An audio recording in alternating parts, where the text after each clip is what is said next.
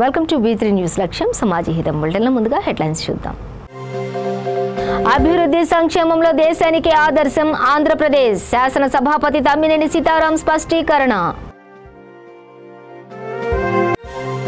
తెలంగాణ సంస్కృతి సాంప్రదాయాలకు అద్దం పట్టేలా బోనాలు సమీక్షా సమావేశంలో అధికారులకు మంత్రులు అల్లోల తలసాని ఆదేశం. పేదలు రైతులు రెండు కండ్లుగా కేసీఆర్ పాలన రోడ్లు భవనాల శాఖ మంత్రి వేముల ప్రశాంత్ రెడ్డి వెల్లడి.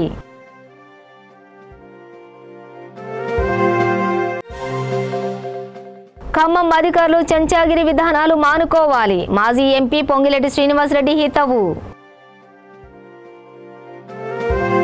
ఇక డీటెయిల్స్ చూస్తే అభివృద్ధి సంక్షేమంలో దేశానికి ఆదర్శంగా ఆంధ్రప్రదేశ్ నిలుస్తోందని శాసన సభాపతి తమ్మినేని సీతారాం వ్యాఖ్యానించారు. శ్రీకాకుళం జిల్లా పొందూరు మండలం కొంచాడ పంచాయతీ పరిధిలో చిన్న కొంచాడ, యాగటిపేట, లొట్టపేట గ్రామాలలో నిర్వహించిన గడప గడపకు మన ప్రభుత్వం కార్యక్రమంలో ఆయన పాల్గొన్నారు. ప్రతి గడపకు వెళ్లి 4 ఏళ్లలో అందించిన సంక్షేమ పథకాలను వివరిస్తూ సమస్యలను తెలుసుకుంటూ ముందుకు తీసుకెళ్లారు. ఈ సందర్భంగా ఆయన మాట్లాడుతూ ఎన్నికలు మేనిఫెస్టోను సర్వమత గ్రంథాలుగా భావించిన ముఖ్యమంత్రి జగన్మోహన్ రెడ్డి పాలన పట్ల ప్రజల్లో విశ్వసనీయత చెక్కు చెదరలేదని అన్నారు. అభివృద్ధి సంక్షేమం రెండు కళ్లుగా సీఎం జగన్ అత్యుత్తమ నాయకుడిగా ప్రజల మన్ననలు పొందుతున్నారని తెలిపారు. వృద్ధులకు పింఛన్లు, పేదలకు రేషన్ మొదలుకొని అన్ని సంక్షేమ ఫలాలను కూడా ప్రజల ముంగిటకు తీసుకువచ్చిన ఏకైక సీఎం జగన్ అని పునరుద్ఘాటించారు. కుల, మత, ప్రాంతీయ విభేదాలకు తావు లేకుండా అవినీతి రహిత పారదర్శకంగా సంక్షేమ కార్యక్రమాలు అమలవుతున్నాయని చెప్పారు. ఈ కార్యక్రమంలో జెడ్పీటీసీ లోలుగు కాంతారావు, పిఎస్సిఎస్ అధ్యక్షులు Konchada Ramanamurthy, market committee chairman Badana Sunil, party పట్టణ అధ్యక్షులు పుప్పాల రమేష్ కుమార్, సర్పంచ్ పి అనురాధ తదితరులు పాల్గొన్నారు.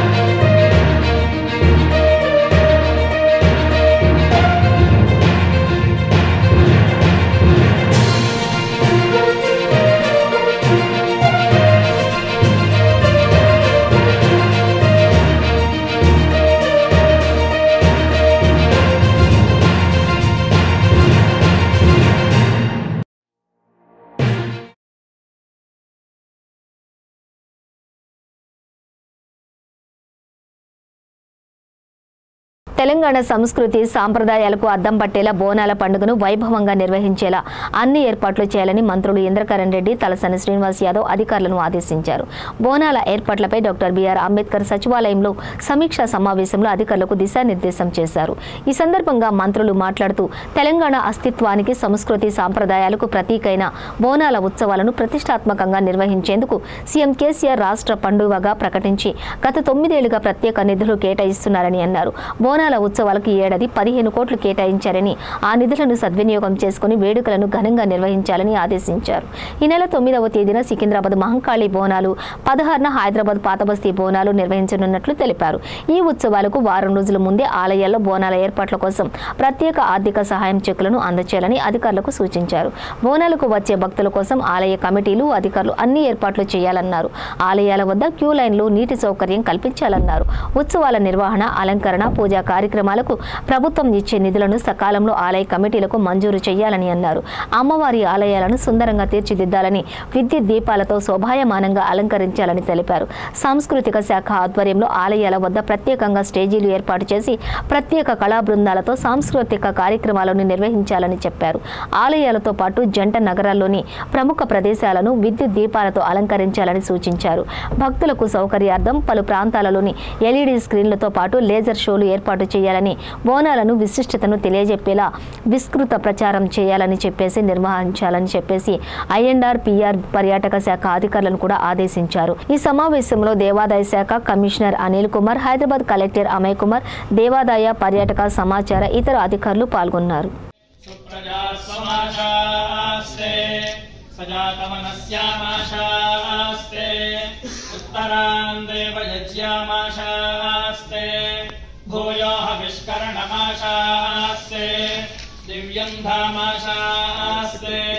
विश्वं यदनेन हविषाशास्ते तदस्यात् सदृभ्यात् तदस्मै देवेभ्यो मनते वयमग्नेर्मानुषाः इति शतायुः पुरुषश्रेन्द्रिय आयुष्येन्द्रिये प्रतिष्ठति. శ్రీ ఉజ్జయిని మహాకాళి దేవస్థానం సికింద్రాబాద్. శ్రీరస్తు శుభమస్తు. ఆహ్వానము బోనాల సమర్పణ 9/7/2023. రంగం కార్యక్రమం తేదీ 10/7/2023. ఆషాఢ జాతర రాష్ట్ర ధ్రువం తే రాజా వరుణ ధ్రువం దేవో బృహస్పతి ధ్రువం త ఇంద్ర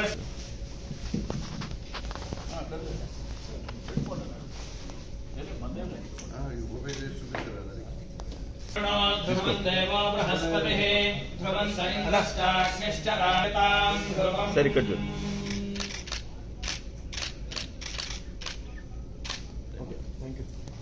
పేదలు, రైతులు రెండు కండ్లుగా కేసీఆర్ పాలన సాగుతోందని రాష్ట్ర రోడ్లు, భవనాల శాఖ మంత్రి వేముల ప్రశాంత్ రెడ్డి స్పష్టం చేశారు.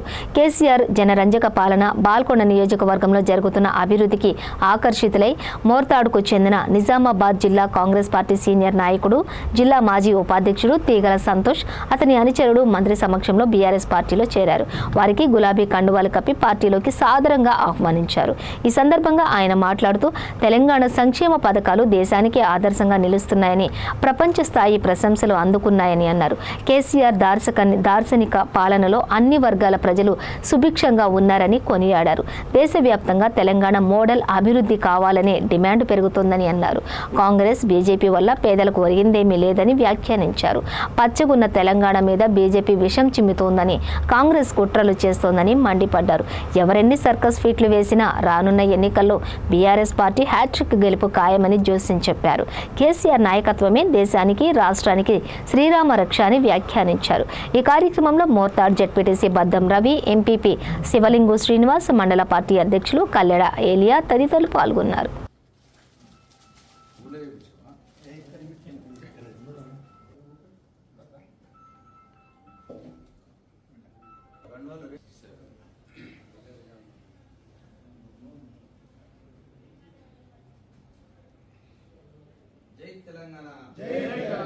ఖమ్మం జిల్లాలోని కొందరు అధికారులు చెంచాగిరి విధానాలు మానుకోవాలని మాజీ ఎంపీ పొంగిలేటి శ్రీనివాసరెడ్డి అన్నారు. తన కార్యాలయంలో మీడియాతో మాట్లాడుతూ, మీరు పింక్ డ్రెస్ వేసుకున్నారా అన్నట్లు వ్యవహరిస్తున్నారు. అధికారులు ఆ విధానాలు మానుకోవాలి, లేదంటే ఆ ఫలితం అనుభవించక తప్పదు అని హెచ్చరించారు. వచ్చేది కాంగ్రెస్ ప్రభుత్వమేనని, కొంతమంది అధికారులు మనస్సాక్షిని దృష్టిలో పెట్టుకుని విధులు నిర్వహించాలని హితవు పలికారు. ఆదివారం సాయంత్రం కాంగ్రెస్ అగ్రనేత రాహుల్ గాంధీ ఖమ్మం రానున్నారని, ఈ సందర్భంగా జరిగే బహిరంగ సభలో తనతో పాటు తన ముఖ్య అనుచరుడు కాంగ్రెస్ తీర్థం తీసుకుంటున్నామని అన్నారు. గడిచిన 45 రోజులుగా అహర్నిశలు కష్టపడి కార్యకర్తలను సభకు తీసుకువచ్చేందుకు కృషి చేస్తున్నారని అన్నారు. దానిలో భాగంగా ఆర్టీసీ బస్సులను అడిగితే ఇవ్వలేదని మండిపడ్డారు. రాహుల్ గాంధీ వస్తున్నందుకు ఆయనకు మద్దతు తెలిపేందుకు లక్షలాది మంది ప్రజలు వస్తున్నారని అన్నారు. సభా ప్రాంగణం చుట్టుపక్కల చెక్ పోస్టులు ఏర్పాటు చేశారని, సభకు వెళ్లకుండా ప్రజలను అడ్డుకునేందుకు ఆ చెక్ పోస్టులు ఏర్పాటు చేశారని ఆరోపించారు. మీరు సభలు పెట్టుకోవచ్చు, మేము పెట్టుకోకూడదా అంటూ అధికార పార్టీ నేతలను ప్రశ్నించారు.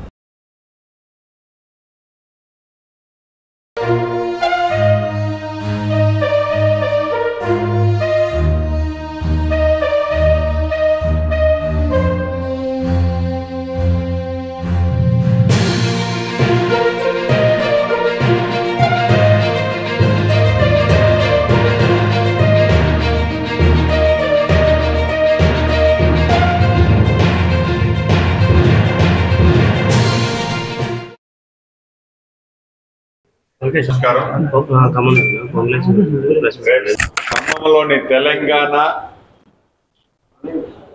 జన గర్జన మీటింగ్ కి నాతో పాటు ముఖ్య నాయకులు కాంగ్రెస్ పార్టీ తీర్థం తీసుకోనున్నాం.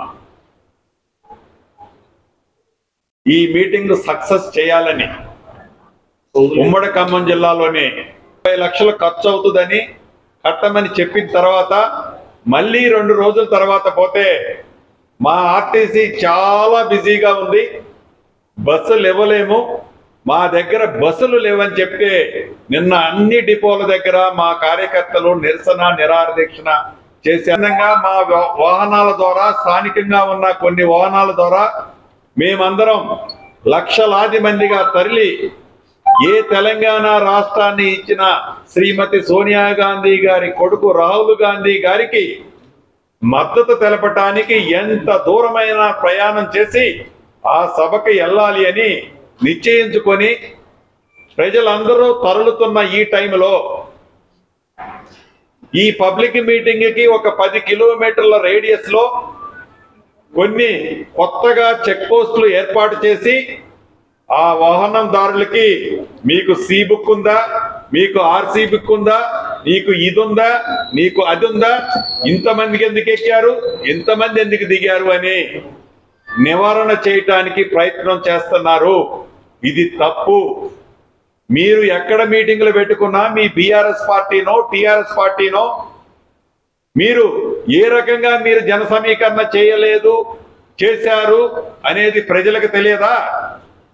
ఆర్టీసీలో ఒక బస్సుకు డబ్బులు కట్టి 4 బస్సులు వాడుకున్నది నిజం కాదా?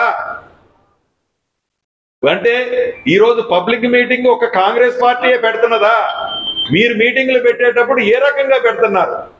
అంటే ప్రభుత్వం నీ చేతిలో ఉంది, నోరు నీది కదా అని నీ ఇష్టం వచ్చినట్లు చేస్తావా?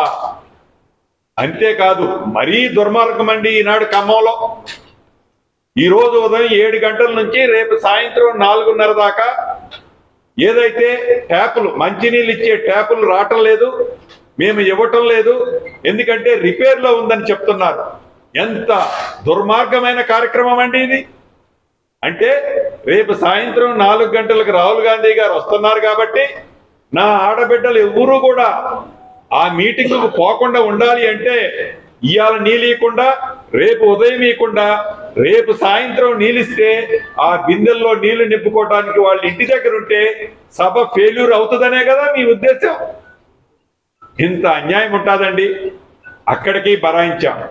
ఈ రోజు ఉదయం 8:30కి నేను పూజ చేసుకుని బయటకు వస్తుంటే ఒక పెద్ద ఆయన ఇదిగో ఈ ఖబర్దార్ శ్రీనివాసరెడ్డి పొంగులేటి, ముబా విజయబాబు, నిన్ను చంపి నీ శవాన్ని కూడా కనిపించకుండా చేస్తాం, తక్షణమే నువ్వు పువ్వాడ అజయ్ కుమార్ కాళ్ళు పట్టుకుంటే ఉపేక్షిస్తాం. కర్ణాటక రాష్ట్ర మంత్రి, ఏఐసిసి తెలంగాణ మాజీ ఇన్ఛార్జి సెక్రటరీ బోసురాజు జూబ్లీహిల్స్ నివాసంలో టీపీసీసీ అధ్యక్షుడు రేవంత్ రెడ్డిని మర్యాదపూర్వకంగా కలిశారు. రేవంత్ ఆయనకు సాదర స్వాగతం పలికి మంత్రిగా తొలిసారి తన ఇంటికి వచ్చిన బోసురాజును శాలువతో సత్కరించారు.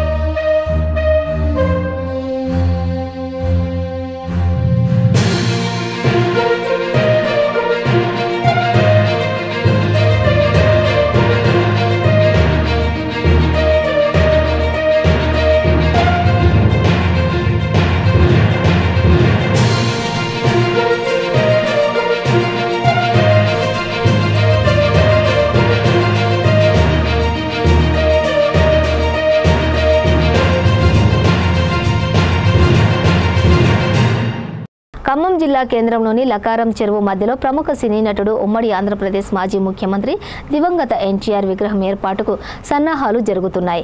విగ్రహాన్ని 4 కోట్ల రూపాయల వ్యయంతో కాంస్య విగ్రహం ఏర్పాటు చేస్తున్నారు. లకారం చెరువు మధ్యలో ఎన్టీఆర్ కృష్ణుడి అవతారంలో ఉన్న విగ్రహాన్ని ఏర్పాటు చేయాలని ఎన్ఆర్ఐలు మంత్రి అజయ్ కుమార్ కలిసి నిర్ణయం తీసుకున్నారు.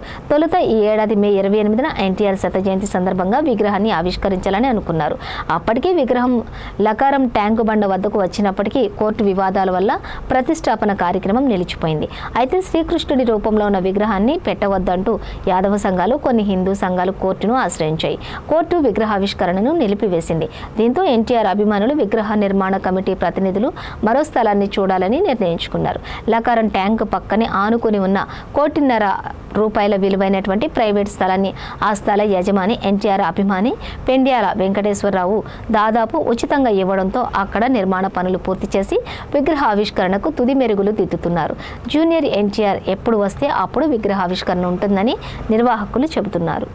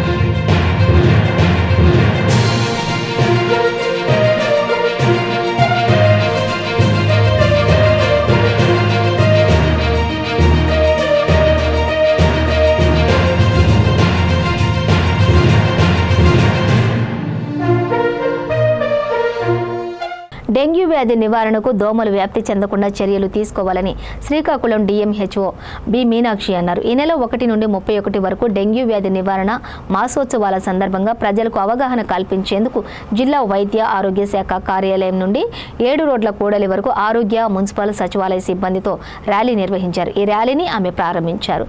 ఈ సందర్భంగా ఆమె మాట్లాడుతూ డెంగ్యూ వ్యాధి రాకుండా ముందు జాగ్రత్తలు అలాగే దోమల నివారణ తీసుకోవాలని చెప్పి అన్నారు. దోమల వ్యాప్తి చెందకుండా పరిసరాలు శుభ్రంగా ఉంచుకోవాలని తెలిపారు. ప్రతి శుక్రవారం డ్రై డేగా పాటించాలని కోరారు.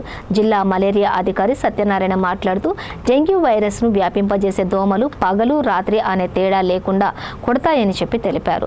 ఈ రకమైన దోమలు చికెన్ గున్యా వైరస్లను కూడా వ్యాప్తి చేస్తాయని, ఈ వ్యాధులను నివారించడానికి ఉత్తమ మార్గం దోమల కాటు నుండి రక్షించుకోవడమేనని తెలిపారు.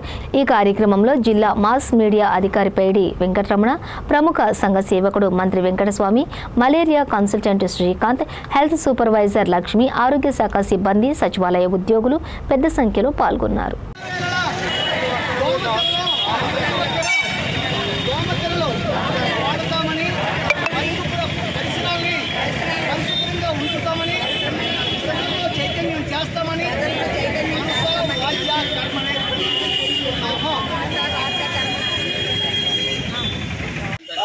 మనకి డెంగ్యూ మాసోత్సవాల సందర్భంగా 1వ తేదీ నుంచి 31వ తేదీ వరకు ఈ డెంగ్యూ మాసోత్సవాలు మన రాష్ట్రంలో జరుపుతారు. ఈ డెంగ్యూ మాసోత్సవాలు ముఖ్య ఉద్దేశం ఏంటంటే ప్రజల్లో అవేర్నెస్ కల్పించి ఈ వర్షాలు స్టార్ట్ అవుతున్నాయి కాబట్టి సీజన్లో ఈ మంత్రంతో కూడా అందరూ ప్రజలను అప్రమత్తం చేసి వాళ్ళకి ఈ ఏ విధమైన దోమకాలు రాకుండా డెంగ్యూ వ్యాధి నుంచి రక్షించడం గురించి ప్రతి ఒక్కరు కూడా అనుమానంగా ఫేవర్ చేసి ఏమైనా ఫేవర్ ఉంటే వాళ్ళు NS1 టెస్ట్లో NS1 కిట్లు కూడా ఇవ్వడం జరిగింది ప్రతి అర్బన్ PSCలకి. గవర్నమెంట్ ఇన్స్టిట్యూట్లు అన్నింటిలో ఉన్నాయి. వాటి ద్వారా టెస్ట్ చేసుకొని అక్కడ ఏమైనా మనకు పాజిటివ్ అనిపిస్తే దాన్ని తీరా కలెక్ట్ చేసుకొని మనకి ఎస్ఎస్హెచ్లకి మన జీజీహెచ్కి కానీ అక్కడ ప్లేట్లెట్స్ కూడా అవైలబుల్గా ఉన్నాయి. ప్లేట్లెట్స్ కూడా మన ప్రైవేట్ హాస్పిటల్లో పోయి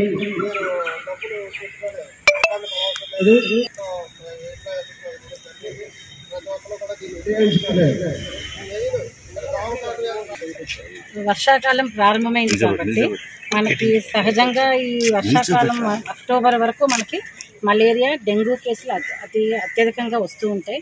దీంతో అంటే మార్బిలిటీ, మార్టాలిటీ రెండూ ఉంటాయి. సో మరణాలు కూడా, డెంగ్యూ మరణాలు కూడా చాలా ఎక్కువగా జరుగుతూ ఉంటాయి. సో వీటిని తగ్గించడానికి మన ప్రయత్నం ఏంటంటే మా గత నెల అంటే జూన్ నెలని మనం మలేరియా మాసోత్సవంగా జరుపుకొని ప్రిపేర్నెస్గా చేసుకొని అవేర్నెస్ కార్యక్రమాలన్నీ నిర్వహించాము. అలాగే మన జిల్లాలో కూడా మలేరియా కేసులు చాలా తక్కువ ముఖం పట్టాయి, చాలా తక్కువగా నమోదవుతున్నాయి. ఈ నెల జూలై నెల మధ్య డెంగ్యూ మాసోత్సవంగా జరుపుకుంటున్నాం. సో డెంగ్యూ కేసులు గత కొన్ని సంవత్సరాలుగా డెంగ్యూ ఎక్కువగా ఇబ్బంది పెడుతుంది. ముఖ్యంగా అర్బన్ ఏరియాస్లో కేసులు ఎక్కువగా నమోదవుతున్నాయి. మన జిల్లాలో గత సంవత్సరం పోలిస్తే, ఆ ముందు సంవత్సరం పోలిస్తే గత సంవత్సరం కేసులు కొంచెం తగ్గాయి. సో ఈ సంవత్సరం కూడా అలాగే మనం ఎన్నో కార్యక్రమాలు, ఐఈసీ యాక్టివిటీస్, ఈ రోజు మనం జరిపే ఈ ర్యాలీలు ఇలాంటివి కూడా తో పాటు అనేక కార్యక్రమాలు కండక్ట్ చేసి మనం ఈ అవేర్నెస్ చేస్తే ఖచ్చితంగా అంటే డెంగ్యూ కేసులని మనం తగ్గించేస్తే వాళ్ళకి ఆర్థికంగా కూడా మనం ఎంతో వెసులుబాటు చేసినట్టు ఉంటుంది. ఒక డెంగ్యూ కేసు వస్తే, ఒక ప్లేట్లెట్స్ తగ్గితే వాళ్ళకి ఎంత ఖర్చు అవుతుందో ఫైనాన్షియల్గా మనకు అందరికీ తెలిసిన విషయమే. సో ముఖ్యంగా మురికి గుంటలు ఇవన్నీ అన్ని కార్యక్రమాలు మనకు మెడికల్ పరంగా మేము చేయవలసిందంటే మా మలేరియా సెక్షన్ డిపార్ట్మెంట్ నుంచి ఖచ్చితంగా అన్ని కార్యక్రమాలు చేస్తామండి. వాటిలో భాగంగానే ఈరోజు ఈ ర్యాలీ కండక్ట్ చేస్తున్నాను. సో ఈ మాసం అంతా కూడా అన్ని అవేర్నెస్ కార్యక్రమం, ప్రతి పిహెచ్సి వైజ్ అన్ని టెస్టులు కూడా చాలా ఎక్కువ పెడుతున్నాము. ప్రతి వైఎస్ఆర్ క్లినిక్లో కూడా మనకి ర్యాపిడ్ డయాగ్నోస్టిక్ కిట్స్ అవైలబిలిటీ ఉంది. వన్స్ ఎనీ ఫీవర్ కేసు ఈ అక్టోబర్ వరకు ఎనీ ఫీవర్ కేసుని డెంగ్యూ అనుకుని టెస్ట్ చేసి ఇన్ కేసు ర్యాపిడ్ కిట్లో పాజిటివ్ వస్తే మనకున్న 2 సెంటర్లు ఉన్నాయి, జీజీహెచ్ ఒకటి, టెక్కల డిహెచ్. అక్కడికి మనం టెస్టింగ్ పంపిస్తే పాజిటివ్ నిర్ధారణ అవుతుంది. సో ఇది ఆరోగ్యశ్రీలో కూడా డెంగ్యూ ఉంది. ప్రజలు వీటన్నిటిని కూడా గుర్తించి ఏ జ్వరం వచ్చినా సరే ముందు డెంగ్యూ టెస్ట్ చేసుకోమని మేము విజ్ఞప్తి చేస్తున్నాం. సో అన్ని టెస్ట్ కిట్లు కూడా చాలా ఎక్కువగా మనకి అవైలబిలిటీ ఉన్నాయి, మందులు కూడా అవైలబిలిటీ ఉన్నాయి. మేము ఈ డెంగ్యూ కేసులు వస్తే దానికోసం మనం రెడీగా కూడా ఉన్నాము. ప్రజలు కూడా అప్రమత్తంగా ఉండి శానిటేషన్ మెయిన్, ముఖ్యంగా శానిటేషన్ ఇవన్నిటి మీద కూడా శ్రద్ధ వహిస్తే ఖచ్చితంగా డెంగ్యూ కేసులను మనం చాలా తక్కువ నెంబర్కి దించగలుగుతాము. Thank you. రాజన్న సిరిసిల్ల జిల్లా ముస్తాబాద్ మండలం నామాపూర్ గ్రామంలోని ఎస్సీ కాలనీ ప్రజలు తాగునీటి కోసం పడరాని పాట్లు పడుతున్నారు. నీటి సమస్యలు వెంటనే పరిష్కరించాలని నినాదాలు చేస్తూ గ్రామ పంచాయతీ కార్యాలయం ముందు 2 గంటల పాటు ఆందోళన చేపట్టారు. ఈ విషయం అధికారులకు, సర్పంచ్కి ఎన్నిసార్లు చెప్పినా కూడా పరిష్కరించడంలో విఫలమయ్యారని మండిపడ్డారు. తమ కాలనీలో 6 నెలల నుండి నీటి సమస్య ఉందని, 5 రోజులకు ఒకసారి నీరు వస్తోందని, 1-2 బిందెలు నిండగానే బంద్ అయిపోతున్నాయని వాపోతున్నారు. ప్రతి ఏడు ఇదే పరిస్థితి ఉత్పన్నమవుతోందని చెప్పి తాగునీటి సమస్య లేకుండా శాశ్వత పరిష్కారం చూపాలని వారు డిమాండ్ చేశారు. గత 3 నెలల నుండి మిషన్ భగీరథ తాగునీరు రావడం లేదని, రోజు చెరువులో నుంచి బోరు వద్దకు వెళ్లి నీటిని తెచ్చుకోవడం జరుగుతుంది. అది కూడా అతి కష్టంగా ఉందని విచారం వ్యక్తం చేశారు. పంట పొలాల వద్దకు వెళ్లి నీళ్లు తెచ్చుకుంటున్న క్రమంలో వీధి కుక్కలు, కోతులు దాడి చేస్తున్నాయని వాపోయారు.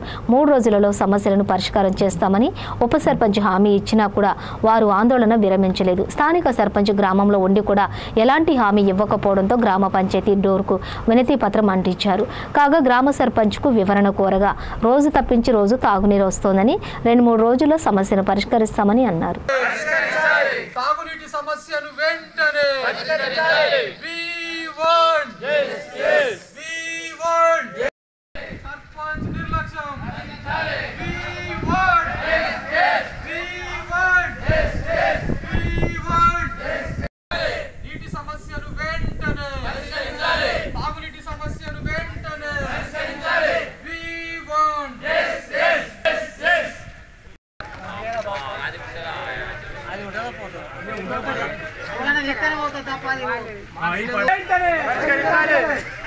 సర్పంచ్ గారు ఇక్కడ ఊళ్ళో కూడా ప్రజలకు అందుబాటులో లేక వినతి పత్రం తీసుకోవడానికి ముందుకు రాలేదు.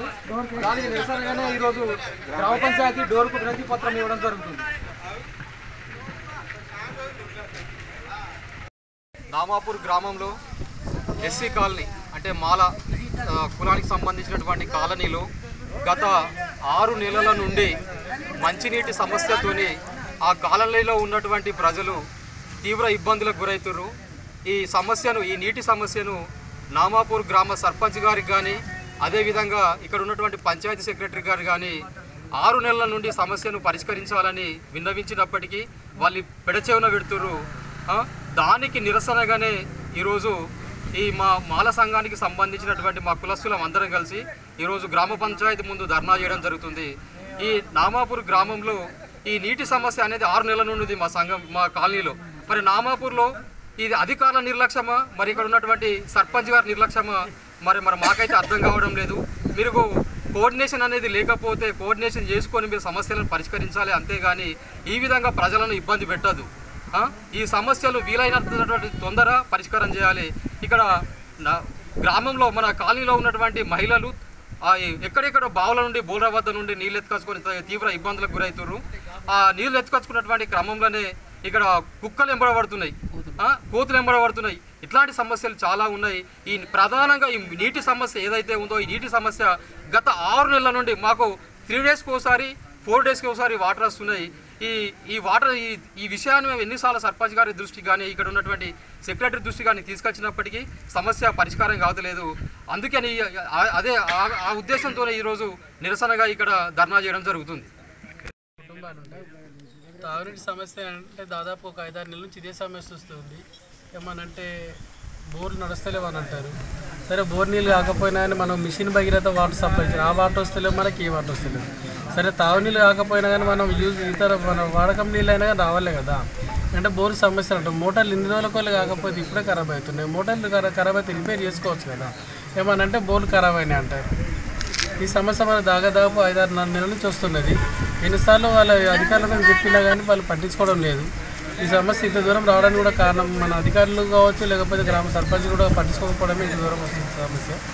దాదాపు దీన్ని తొందరగా అధికారుల దృష్టికి తీసుకెళ్ళి సమస్య తొందరగా ఇచ్చేయాలని పరిష్కరించాలని కోరుచున్నాను. SC colony Khammam railway station సమీపంలోని బీదర్ ఎక్స్ప్రెస్ లో ప్రయాణిస్తున్న యువకుడు ప్రమాదవశాత్తు కిందకు జారి పడడంతో అతని 2 కాళ్లు నుజ్జునుజ్జయ్యాయి. సమీపంలో ఉన్నవారు డయల్ 100కు కాల్ చేయడంతో పెట్రోలింగ్ డ్యూటీలో ఉన్న సిఐ గోపి తన సిబ్బందితో వెంటనే సంఘటన ప్రాంతానికి చేరుకుని క్షతగాత్రుడిని పోలీస్ వాహనంలో ప్రభుత్వ ఆసుపత్రికి తరలించారు. ప్రస్తుతం ఆ యువకుడు ఆసుపత్రిలో చికిత్స పొందుతున్నాడు.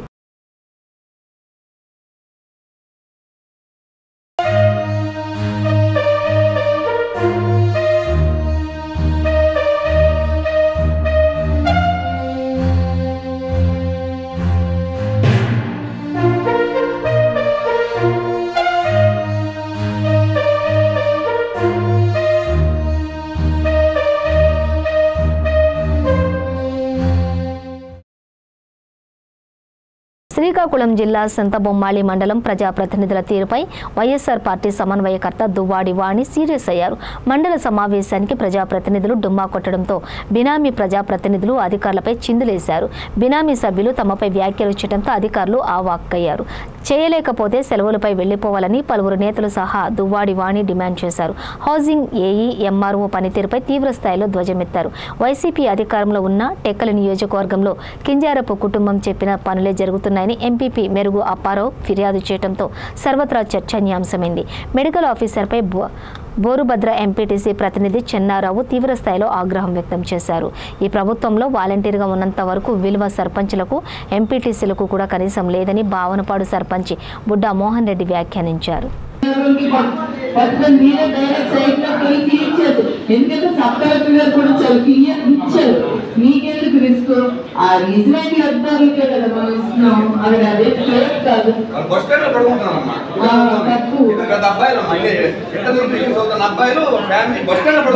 లో పడుకుంటున్నారు. రేపు మీరు ఎంఆర్ఓ గారి దగ్గరికి వెళ్ళండి, వెళ్ళి నాకు ఫోన్ చేయండి. సారే సైట్ మీద వస్తే ఎంక్వైరీ చేస్తే సారే పట్ట ఇష్యూ అవుతారు. సారే పట్ట ఇష్యూ చేస్తారు.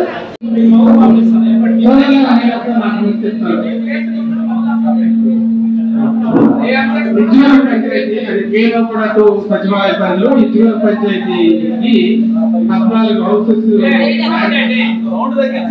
ప్లాన్ పొజిషన్ శాంక్షన్ అయ్యాయి మేడం. లోపల ఓరిల్ మేడం అంటారు, చాలా డిస్టెన్స్ పంచాయతీ దగ్గర విలేజ్ దగ్గర ల్యాండ్స్ ఉండడం వల్ల అప్పుడు ఆ లబ్ధిదారులందరికీ తీసుకెళ్ళి అక్కడ తీసుకెళ్ళి చూపించడం జరిగింది మేడం గారు. ఆ తీసుకెళ్ళిన తర్వాత వాళ్ళందరూ మేము ఇక్కడికి వచ్చి బతకలేము, మాకు ఆర్థికంగా లేకపోతే కూలి చేసుకోవాలనే మాకు ఇక్కడ ఎవరు తెలియదు, మీరు మాకు కావాలని చెప్పేసి ఉద్యోగం పంచాయతీలో ఉన్న ఓర్జీ ఫోరం ప్రోగ్రాం అని చెప్పేసి 356లో ఎకరా 26 సెంట్లు ఉంది మేడం గారు. ఏది పెట్టి కట్ అయిపోయి ఇన్వాలిడ్ ఓర్జీ అక్కడతో ఏది పెట్టి వల్ల కట్ అయిపోయి ఇన్వాలిడ్ గా ఉంది మేడం. దాంట్లో ఏమని చెప్పేసి ఆల్రెడీ ఇంతకు ముందు కలెక్టర్ గారు పంపించని చెప్పింది. కలెక్టర్ గారి దగ్గర నుండి ఎంఆర్ఓ గారు వచ్చింది. ఎంఆర్ఓ గారు దోచుకోవాలి మేము ఎట్టి పరిస్థితుల్లో ఇవ్వలేమని చెప్పేస్తున్నారు మేడం. ఆ పరిస్థితి మనము ప్రతి లబ్ధిదారుడికి సమాధానం చెప్పవలసిన మనము ఈయన ఎక్కడ కాకపోతే రిటైర్ అయిన వరకు ఈ జిల్లాలో ఎక్కడైనా ఉద్యోగం చేసుకొని జీతం తీసుకుంటాడు. మన పరిస్థితి ప్రజల దగ్గర అది ముందు మీకు చెప్పండి. ఉంటాడా సరెండర్ వెళ్ళిపోతాడు. ఒకే పని గవర్నమెంట్ కదా మండలం అంతా చెప్పారు సమాధానం చెప్పారు. సిన్సియర్ చెప్తున్నావు మండలం ఎన్నిసార్లు వస్తున్నావు ఎట్లా వస్తున్నావు ఆఫీసర్స్ చెప్తే మీ వాలంటీర్స్ మీ మాట వింటున్నారో లేదో మీకు ఎలా తెలుస్తుంది? సర్పంచ్లందరికీ ఫోన్ చేయండి నరేష్, అందరికీ ఫోన్ చేయమ్మా, ఫోన్ చేయి రావాలి మీటింగ్ అని చెప్పు, మైకి ఫోన్ చేయి.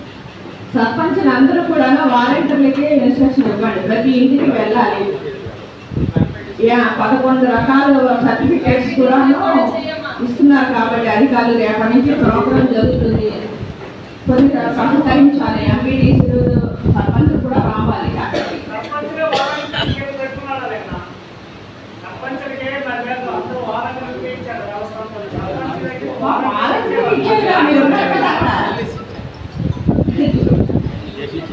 మీరున్నారు కదా ఒక వాలంటీర్ కూడా ఒక ప్రశ్నలో కూడా స్పందించారు మేడం. సర్పంచ్కి స్పందించే దాఖలాలు పంచాయతీలో లేవు. అలాగే అనకూడదు, అలాగే అనకూడదు. మీరు అక్కడ పంచాయతీలను మీరే పెట్టారు, మీరు అలా మాట్లాడుతూ కానీ సర్పంచులకి సంక్షేమ పథకాల అమల్లో భాగస్వామ్యం ఉందా? చెప్పండి. ఏ సంక్షేమ పథకాల అమల్లో సర్పంచ్ భాగస్వామ్యం ఉంది? సర్పంచులము ప్రజల్లో భాగస్వాములు, ప్రభుత్వంలో భాగస్వాములు, పార్టీలో భాగస్వామ్యం అయినప్పుడు సంక్షేమ పథకాల అమల్లో మనకి ఎందుకు భాగస్వామ్యం కల్పించలేదు? ఇది అన్యాయం. వ్యవస్థాపరంగా సర్పంచులు కించిపత్రం బులెటిన్ ముగించే ముందు హెడ్లైన్స్ మరోసారి.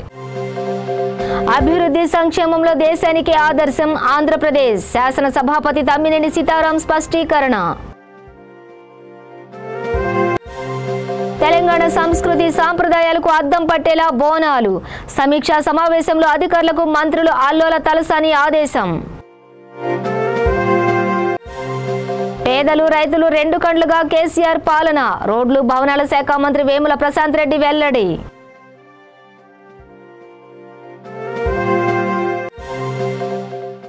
ఖమ్మం అధికారులు చెంచాగిరి విధానాలు మానుకోవాలి, మాజీ ఎంపీ పొంగిరెడ్డి శ్రీనివాసరెడ్డి హితవు. బులెటిన్లో షార్ట్ బ్రేక్ తీసుకుందాం. Welcome back to V3 news. ఇవి బులెటిన్ డీటెయిల్స్. చూస్తూనే ఉండండి V3 న్యూస్.